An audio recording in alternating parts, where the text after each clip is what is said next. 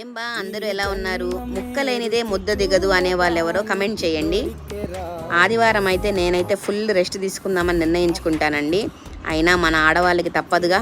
పొద్దున లేచినప్పటి నుంచి కాఫీ వరకు నైట్ మిగిలిన కూరలు ఫ్రిడ్జ్లో పెట్టేంత వరకు మన పనులతో సరిపోతూనే ఉంటుంది.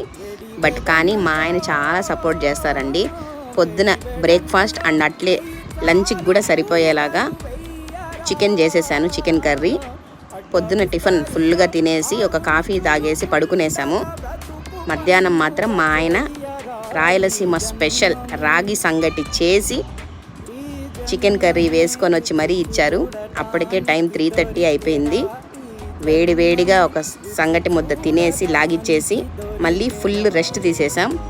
ఆదివారం అంతా హ్యాపీగా రెస్ట్ తీసుకున్నాం అనమాట. అలా ఉంటే ఎంత బాగుంటుందో కదా. నెక్స్ట్ వీక్ అంతా మంచి బూస్ట్ వచ్చేస్తుంది. వీడియో నచ్చితే లైక్ చేయండి. Bye bye.